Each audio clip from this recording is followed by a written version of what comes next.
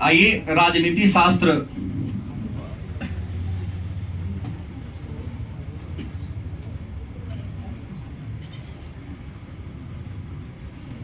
खंड बी माने ब पढ़ेंगे। और खंड ब का जो पहले का नंबर चैप्टर है, पहला चैप्टर है, उसका नाम है राजनीतिक सिद्धांत। राजनीतिक अभी हम लोगों ने भारत के संविधान और संवैधानिक विकास के बारे में चर्चा किया था, उससे पूरा ये हटके हैं। ये आपको बीए पार्ट 1 में जाएंगे तो वहां पर ये आपको फायदा करेगा। तो प्रश्न राजनीतिक सिद्धांत क्या है? तो राजनीतिक सिद्धांत को पढ़ने से पहले ये जानना पड़ेगा कि राजनीति क्या है। पहला प्रश्न आपके मन में क्या होगा कि राजनीति क्या है? क्या तो किसी देश की शासन व्यवस्था को संचालित करने वाली जो नीति है, गलत से कोचिंग हो, आपका परिवार हो, आपका समाज हो, आपका पंचायत हो, हर जगह व्यवस्था को चलाने के लिए एक नीति का निर्माण किया जाता है। वैसे ही किसी देश के शासन व्यवस्था को संचालित करने वाली जो नीति है, उसी नीति को क्या कहते हैं? क्या कहते हैं? मतलब राज्य शासन व सत्ता को संचालित करने वाली नीति को क्या कहते हैं? याद रहेगा, राजनीति क्या है? तो राज्य के शासन व्यवस्था को चलाने वाली नीति को राजनीति कहते। कोई दिक्कत? आगे चर्चा करूं। तो प्रश्न है कि राजनीति में किन किन बातों का अध्ययन होता है। दूसरा प्रश्न हमारे सामने आया कि राजनीति में किन बातों का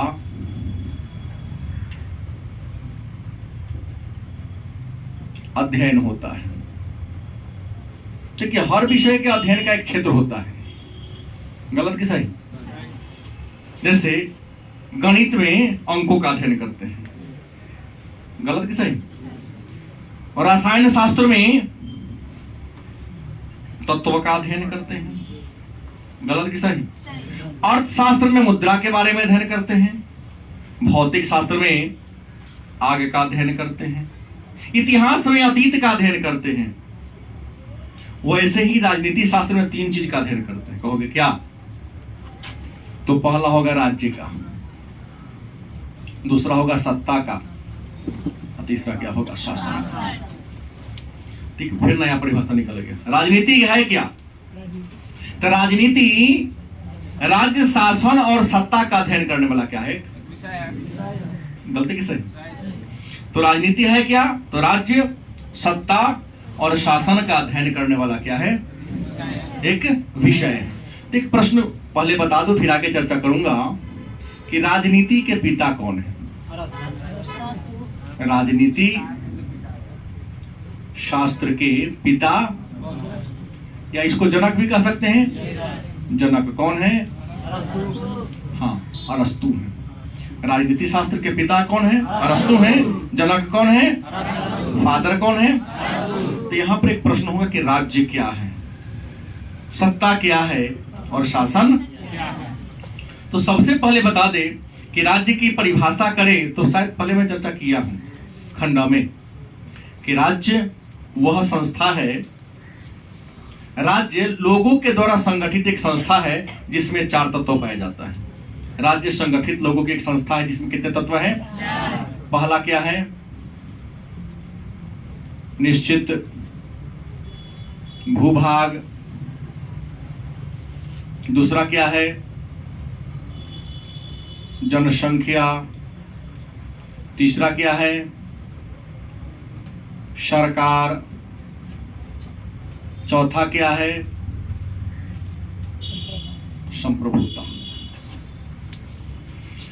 राज्य लोगों के उस संगठित इकाई को कहते हैं, या राज्य उस भूभाग को कहते हैं जिनके पास अपना निश्चित क्षेत्र हो, क्षेत्रफल हो, अपनी निश्चित जनसंख्या हो, जिसकी अपनी एक सरकार हो, और अपनी क्या हो। प्रश्न निश्चित भूभाग का मतलब क्या होता है? तो निश्चित भूभाग का मतलब हमने लगा लिया क्षेत्रफल से। किस लगा लिया? जनसंख्या का मतलब क्या होता है? लोगों की संख्या, लोगों की आबादी। राज तब न बनेगा जब लोग रहेंगे। जैसे आप रहिए तब ना हम पढ़ेंगे। सब छुट्टी चल जाएगा तो हम डेस्क पर थोड़ी ना बनाएंगे। संभव है? कदापि संभव नहीं है। सरकार इस जनसंख्या को नियंत्रण करने के लिए, जनसंख्या के सूत्र में बांधने के लिए एक तंत्र होनी चाहिए। उसी तंत्र को क्या कहते हैं?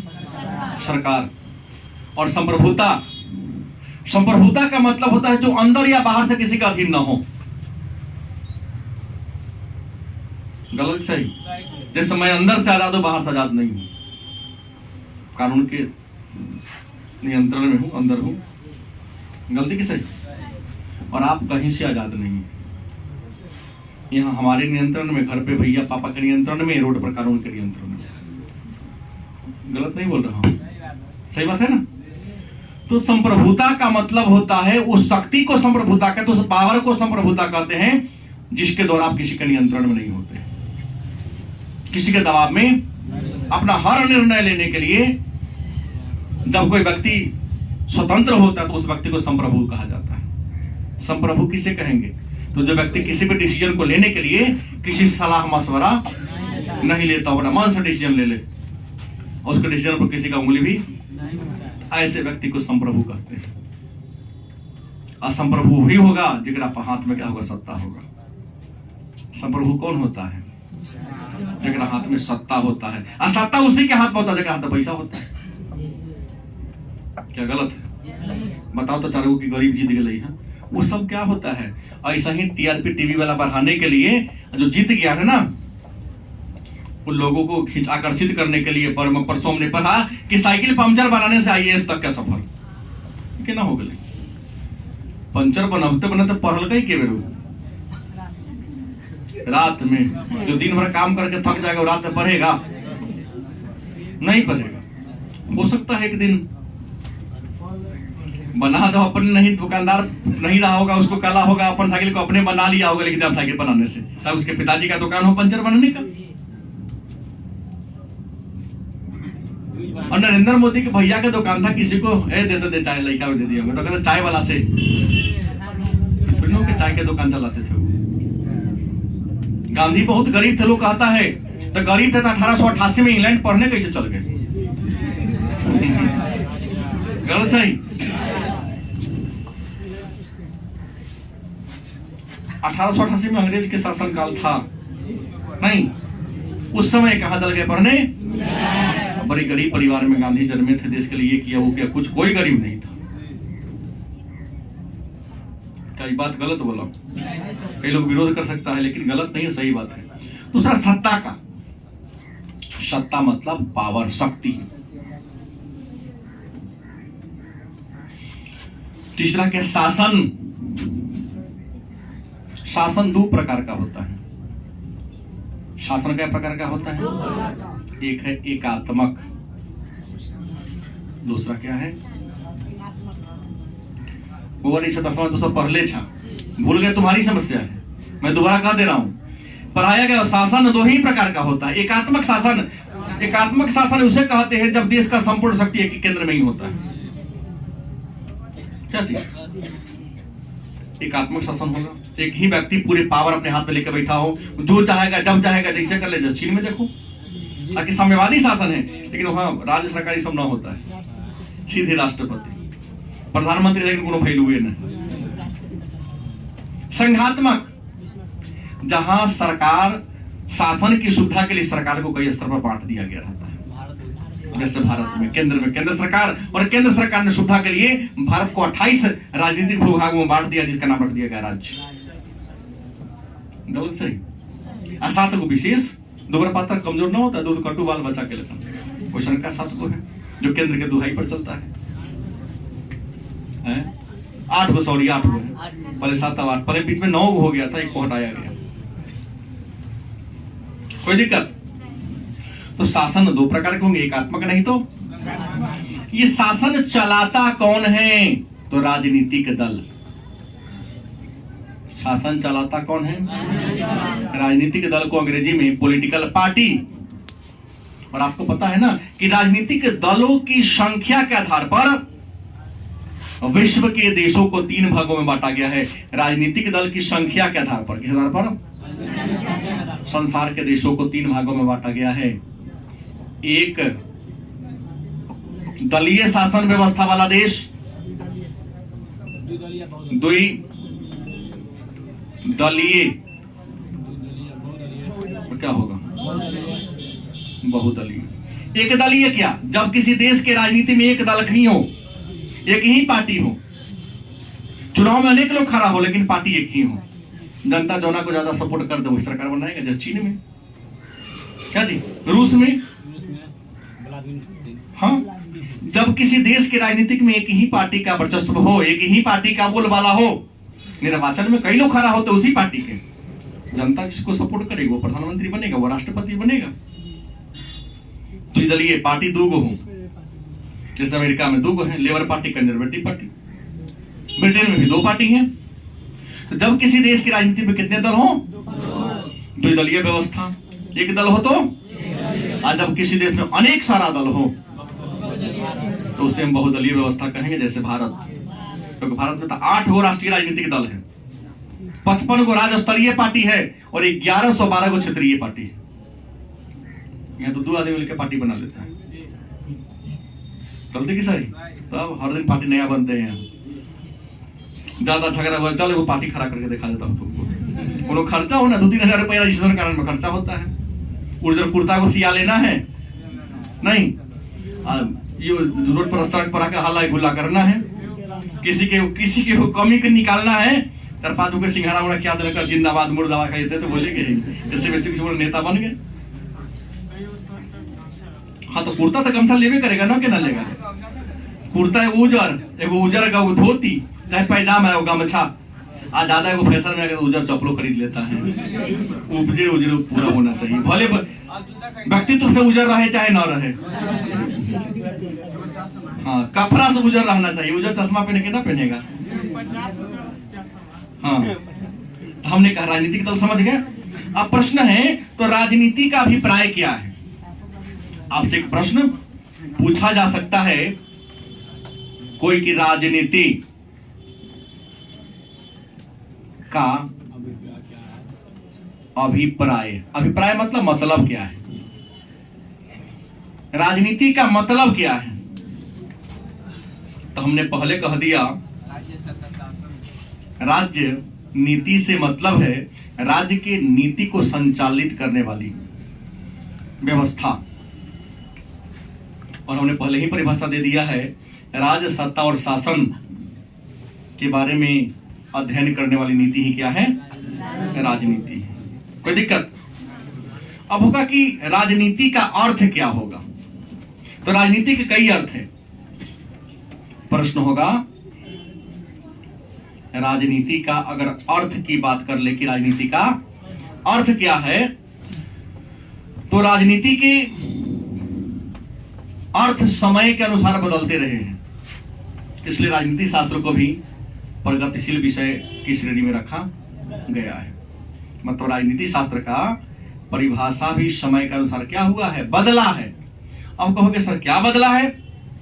तो प्रारंभ में राजनीति को नगर राज्य किस रूप में देखा जाता था? नगर राज्य के रूप में देखा जाता था प्राचीन काल में। लेकिन जब रोमन साम्राज्य का विकास हुआ तो ये इसका प्राचीन रूप है। लेकिन जब रोमन साम्राज्य का विकास हुआ तो इसको नगर राज्य से क्या बन गया? राष्ट्र राज्य। क्या बन गया? लेकिन वर्तमान की बात करें तो वर्तमान युग लोकतांत्रिक युग है। नहीं, आज के नौजवानों का फैशन है कि जंगिया का प्रचार करते हुए फुल पैंट को पहनना, एक मोर के ऊपर सूट का लेना। हम लोग लमराते रहते नीचा की ओर, एगो जींस निकले के ऊपर की ओर लमड़ते रहता है, और ना हो तो कटवाइए लेता है। देखता हूं लैलून मलाना आता है, वो अपने स्टिक लमड़ते रहता है। हर चीज का फैशन होता है। कुछ दिन में आया था महिलाओं का ड्रेस मर्सडानिये वाला कपड़ा था। गलती नहीं बोला, सही बोला। जहां देखो मच्छर जाली टंगा हुआ है। इसको स्टैंडर्ड में लोग कहता नेट, नेट माने कहते हो जब मच्छर जाली ना होता है।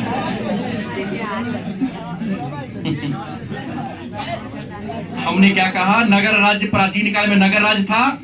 रोमन साम्राज्य जिसे 3 महाद्वीपों में फैला हुआ साम्राज्य कहा जाता है, उस समय राजनीति का अर्थ हो गया राष्ट्र राज्य से। राष्ट्र ही राज्य है, लेकिन वर्तमान युग लोकतांत्रिक युग है। कौन है? लोकतंत्र, लोगों का शासन है। जनता के द्वारा चुना गया प्रतिनिधि ही जनता पर क्या करता है? राज करता है, शासन करता है। तो वर्तमान राजनीति में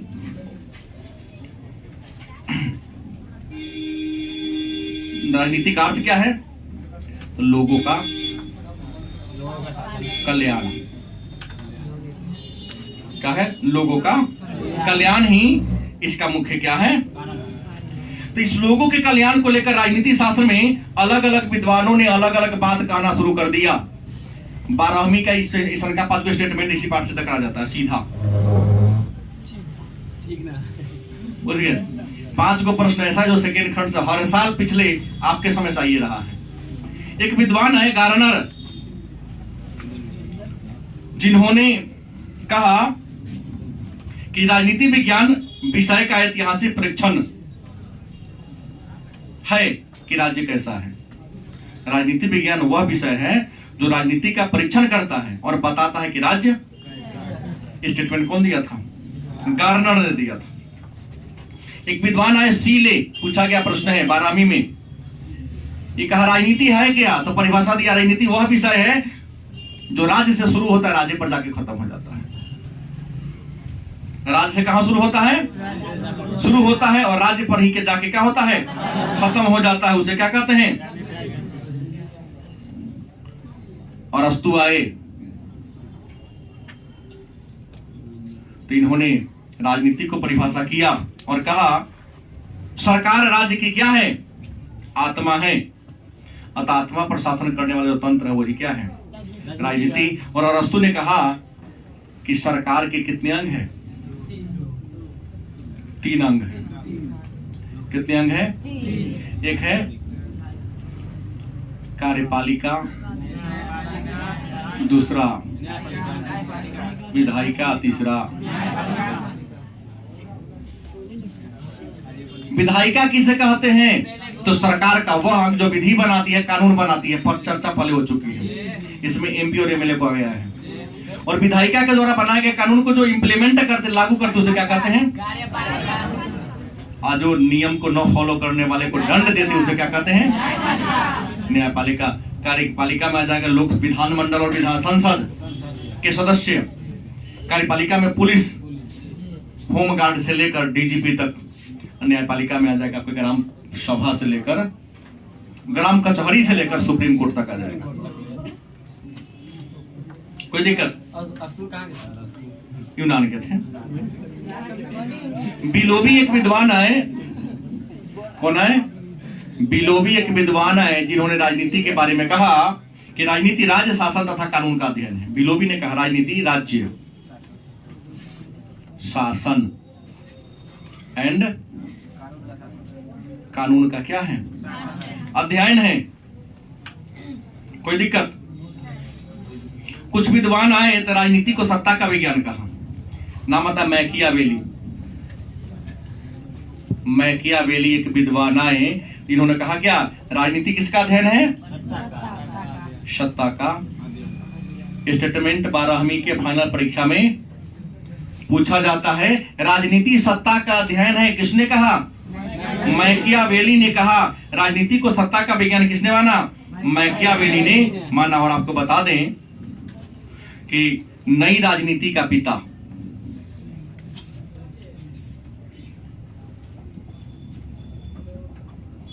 जैसे सीधे पूछे कि राजनीति का पिता किसे कहते हैं, लेकिन पूछे कि नई राजनीति का पिता कौन है? मैकियावेली को कहा जाता है। और एक विद्वान आते हैं हॉब्स। क्या होता है?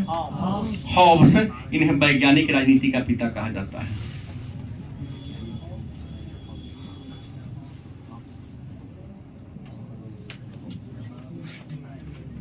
तीन बात आ गई। कन्फ्यूजन होगा तो आप समझिएगा, हालांकि मैं कल तो लिखा ही दूंगा सबके बारे में। राजनीति शास्त्र के पिता, नई राजनीति के पिता और वैज्ञानिक राजनीति के पिता। और किसने कहा राजनीति सत्ता का अध्ययन है? मैकियावेली ने कहा था कि राजनीति सत्ता का अध्ययन है। और सत्ता का मतलब क्या होता है?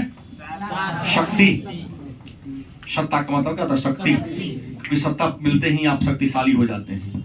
आप समाज से, अपने जाति से, अपने परिवार से थोड़ा सा क्या होते हैं? जहां जाते वहां पर नहीं। 12वीं में हिंदी साहित्य, हिंदी के काव्य खंड में कविता है क्या जी? अधिनायक रघुवीर सहाय की रचना है। क्या है?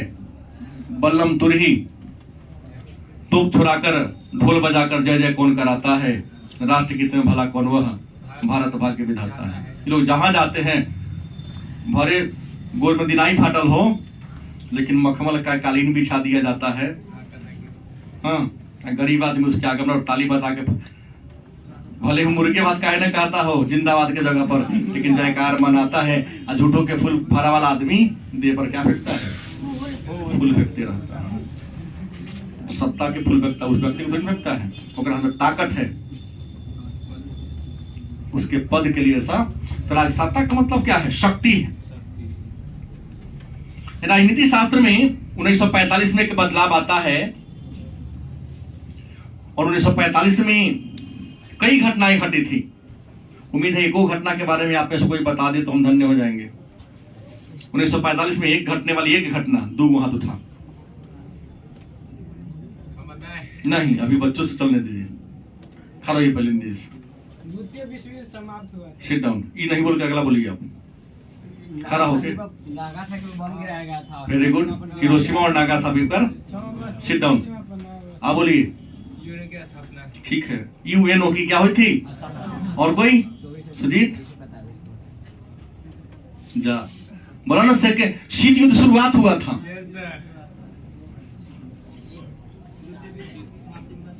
शुरू हुआ था ना 1945 में ही ना हुआ था। और 1945 में ही सेकेंड वर्ल्ड वार में 15 अगस्त 1945 को जापान ने मित्र राष्ट्रों के सामने आत्मसमर्पण भी किया था। और इसी कारण से 15 अगस्त 1947 को अंग्रेजों ने भारत को आजादी का तर्क यही था आजाद करने का कि तुम एक दिन झुका था इसलिए मैं तुमको आजादी दे रहा हूं, वही तारीख को। तो राजनीति शास्त्र में व्यवहारवादी क्रांति, कौन क्रांति? व्यवहारवादी क्रांति कब आया? इन चीजों को इस पाठ से जितना मैं लिखाऊंगा बड़ी ईमानदारी से देख रहा है, सब उन्हें घुसूक नहीं रहा है, जगह भी 2 को बैठा देंगे तब हम धक्का धुकी कर रहा है। हम कह रहा हम तकलीफ तू बैठ, फैली से बैठ। राजनीति शास्त्र में व्यवहारवादी क्रांति कब आया? 1945। और 45 के बाद राजनीति शास्त्र में एक नया होर आ गया और लोग लोकतांत्रिक शासन व्यवस्था को क्या करने लगा? अपनाना शुरू कर दिया। कौन व्यवस्था? राजनीति में क्या आ गया? उन्हें व्यवहारवादी क्रांति। और यहाँ पर क्या जोर दे दिया जाने लगा? लोकतंत्र आ गया। और उम्मीद है कि लोकतंत्र क्या है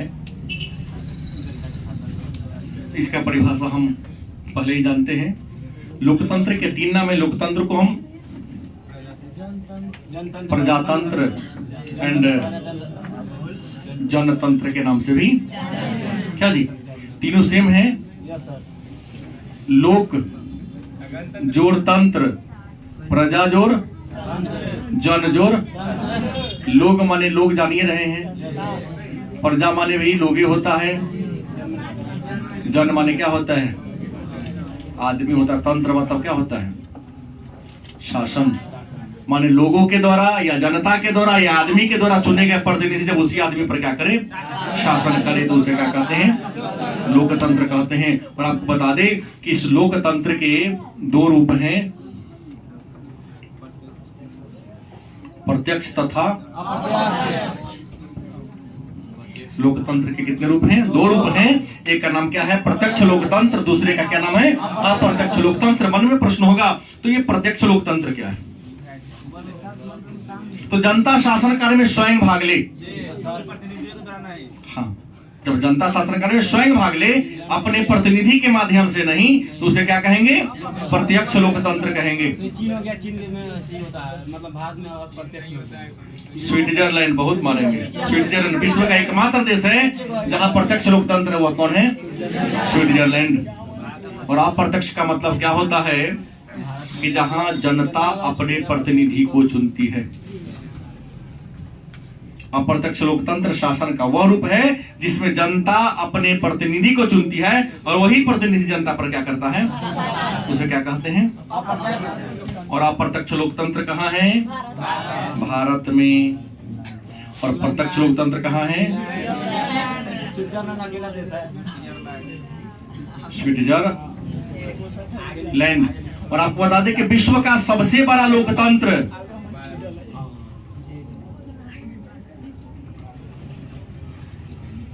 विश्व का लोकतंत्र जनतंत्र कौन है? भारत है। और विश्व में सबसे अधिक मतदाताओं वाला भी देश कौन है? सबसे अधिक निर्वाचन संख्या वाला देश कौन है? भारत है। मन में एक प्रश्न हो सकता है, हम जानते हैं ना पूछेगा, अगर विषय है जो मैं बोल देता हूँ, क्या टाइम है तो बोलने में क्या मेरा जाता है? हाँ, ये बोल दिया कि ना पूछेगा। प्रश्न ये है कि तुमसे पूछेगा कि विश्व में सबसे ज्यादा आबादी चीन की है तो सबसे अधिक मतदाता इंडिया के क्यों होंगे? उसका 18 वर्ष है, उसका 22 वर्ष नहीं, वहाँ पे पानी का बड़ा ऑफिसर को केवल देने का देता है, मानी कि जो सरकारी चीशा ठीक जा रहा है। चीन में सबको वोट देने का अधिकार, वहाँ केवल सेना के बड़े बड़े अधिकारी ही वोट देते हैं। बात समझ गए? इसलिए वहां मुश्किल से हमको नहीं लगता कि 5000 मतदाता होगा चीन में। विश्व की सबसे बड़ी आबादी वाला देश जरूर है, लेकिन वहां आम जनता को वोट देने का अधिकार नहीं है। और भारत में अगर 18 साल उम्र पूर गया आपको वोट देने का अधिकार, मतदाता सूची में नाम नहीं, ऑनलाइन हो गया, उसी समय कर उस समय आ जाता आपका मैसेज, जाकर वोट गिरा सकते हैं। अभी नहीं होगा, वोट देने के बाद आएगा तब ऑनलाइन होता है। नहीं, वोट के दिन भी कई लोग ऑनलाइन की हमने देखा है कि इससे पहले वाला में आपका एज पूर गया है, नहीं मतदाता सूची में नाम है, कर सकते हैं।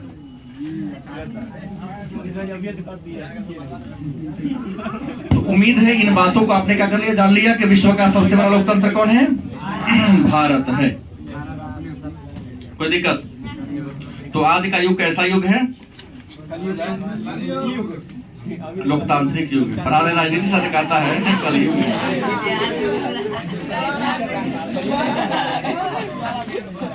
इसमें यही बात पढ़ना था कि राजनीति के सिद्धांत, ठीक है।